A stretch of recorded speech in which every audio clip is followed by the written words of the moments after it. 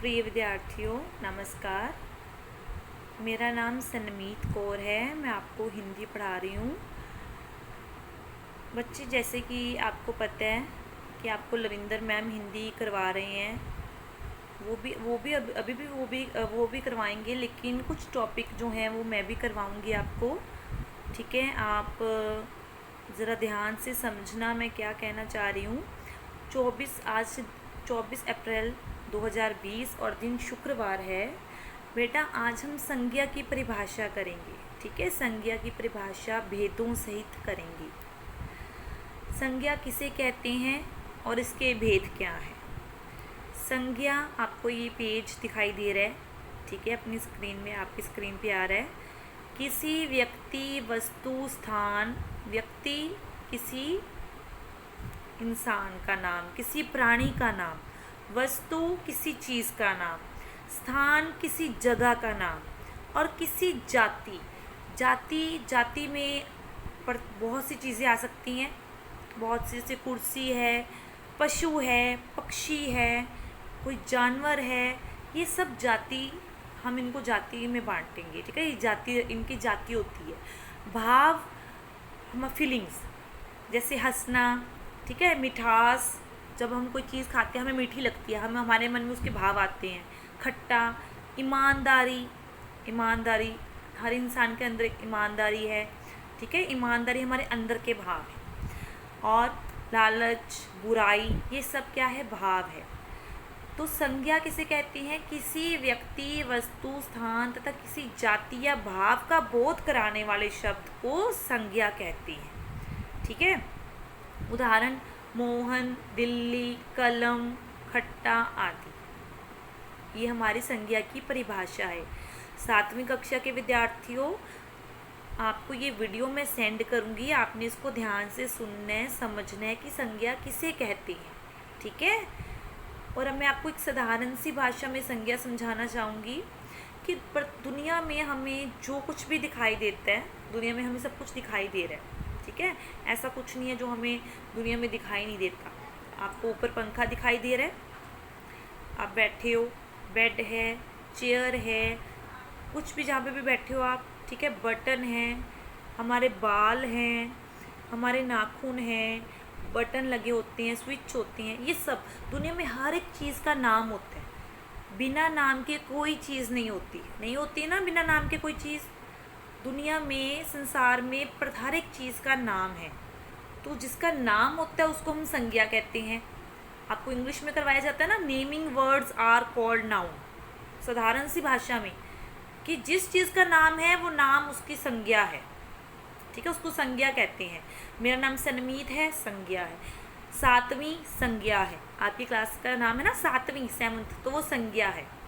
दुनिया में प्रत्येक चीज़ संज्ञा है। जो कुछ भी हमें दिखाई देता है, आपके आसपास, ऊपर नीचे, जो कुछ भी हमें दिखाई देता है बेटा, वो संज्ञा होती है।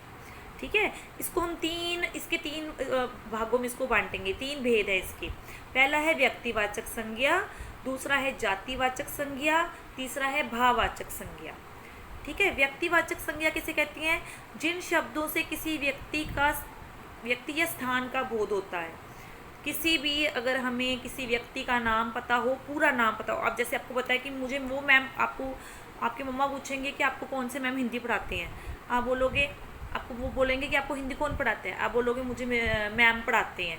वो कौन से कहेंगे, कौन से मैम पढ़ाते हैं? मैम से नहीं ना पता लगा उनको कौन से मैम पढ़ाती हैं, कौन से मैम पढ़ाते हैं। मैम तो क्या है, मैम भी संज्ञा है, आपको मैम पढ़ा रहे हैं। अध्यापिका भी संज्ञा है, लेकिन ये जातिवाचक संज्ञा है। अध्यापिका, कौन से मैम पढ़ा रही हैं? सनमीत मैम पढ़ा रही हैं। सनमीत क्या है? व्यक्तिवाचक संज्ञा। जब आपने पूरा उसको प्रॉपर नाउन दिया, प्रॉपर नाउन, ठीक है, जब आपने बोल दिया कि मुझे अध्यापिका पढ़ाती है, तो वो है कॉमन नाउन। ठीक है, व्यक्तिवाचक संज्ञा, जातिवाचक संज्ञा और भाववाचक संज्ञा। व्यक्तिवाचक संज्ञा जिसमें हमें प्रॉपर नाम पता हो। आप अपनी कलम से लिखते हैं, कलम क्या है? वो तो जातिवाचक संज्ञा। कौन सी कलम से लिखते हैं? मैं नटराज पेंसिल से लिखता हूँ, मैं अप्सरा पेंसिल से लिखता हूँ। नेम है ना उसके, नटराज और अप्सरा क्या है? ये प्रॉपर है, हमें प्रॉपर नाम पता है इसका, ठीक है। तो ये क्या है, व्यक्तिवाचक संज्ञा। जब हम कहेंगे हम कलम से लिखते हैं तो वो जातिवाचक संज्ञा, जब हमें उसका प्रॉपर नाम नहीं पता, ठीक है। आप कौन से स्कूल में पढ़ते हैं, मैं इस स्कूल में पढ़ता हूँ, कौन सा स्कूल, स्कूल क्या है, जातिवाचक। कौन से स्कूल में पढ़ते हो, मैं ग्रीनलैंड कॉन्वेंट स्कूल में पढ़ता हूँ, तो वो क्या है, व्यक्तिवाचक संज्ञा। जिसमें हमें प्रॉपर पता होगा उसको व्यक्तिवाचक बोलेंगे, और जिसमें हमें नहीं पता, कॉमन है, स्कूल तो कितने हैं कॉमन, टीचर्स कितने हैं कॉमन, ठीक है। जब हम उसका प्रॉपर नाम नहीं बताएंगे तो वो कॉमन नाउन बन जाता है, जातिवाचक संज्ञा। तीसरा है भाववाचक संज्ञा। भाववाचक संज्ञा जिसमें हमें किसी के भावों के बारे में पता लगता है, वो लालची है, उसने बुराई की, उसने अच्छाई की, ठीक है ना। तो ये जो भाव होती हैं, खाने से खट्टा, खाने से खट्टा, जब हम कोई खट्टी चीज़ खाते तो खट्टा हमें टेस्ट आता है, मीठा खाते तो हमारे मुंह में, जीभ में मिठास आती है, तो ये भाव होते हैं, ये भाववाचक संज्ञा कहलाती है। आशा है कि आपको समझ आ रही होगी। आपने ध्यान से समझना है कि व्यक्तिवाचक क्या है, जातिवाचक क्या है और भाववाचक संज्ञा क्या है, ठीक है। नीचे मैंने ये बताया है, व्यक्तिवाचक संज्ञा जिन शब्दों से किसी व्यक्ति या स्थान का बोध हो उसे व्यक्तिवाचक संज्ञा कहा जाता है, जैसे राम, लुधियाना, सोहन आदि।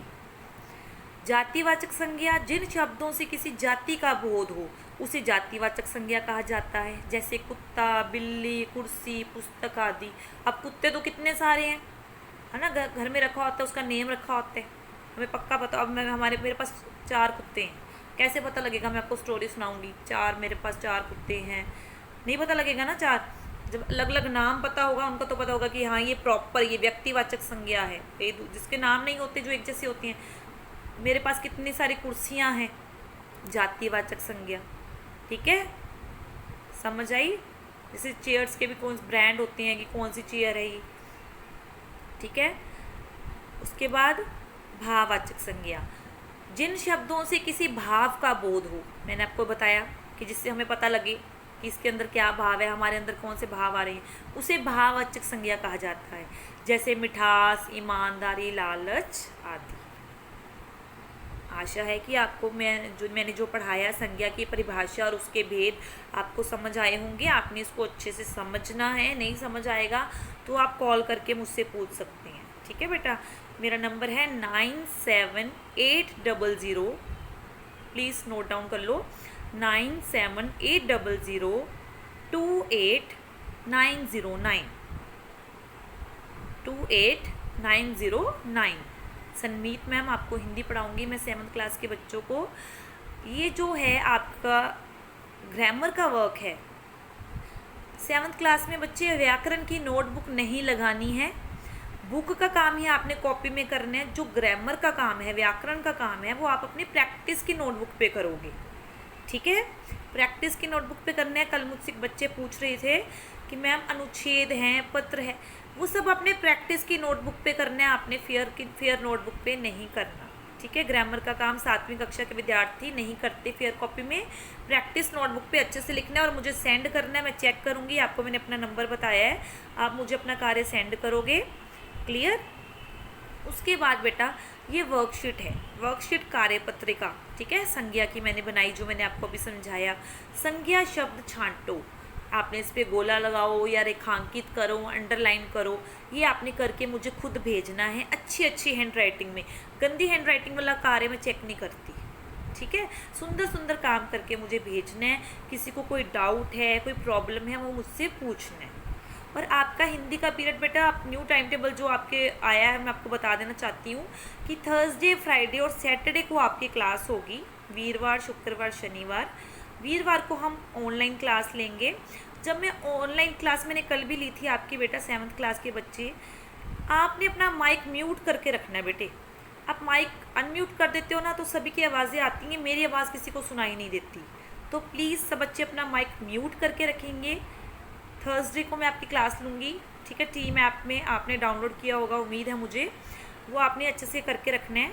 मैं आपकी क्लास लूँगी थर्सडे को। फ्राइडे और सैटरडे को मैं आपको अपनी वीडियो सेंड किया करूँगी और थर्सडे को मैं आपका डाउट क्लियर करूँगी, जो बच्चे को जिसमें भी डाउट है। और ये जो आपकी वर्कशीट आपने प्रैक्टिस की नोटबुक पे करनी है, हिंदी व्याकरण का कार्य करना ही आपने प्रैक्टिस की नोटबुक पे है। आशा है कि आपको मेरी बात समझ में आ रही होगी। मेरा नंबर 9780289909। आप मुझे कुछ भी कॉल करके पूछ सकती हैं जो भी आपको डाउट है। धन्यवाद।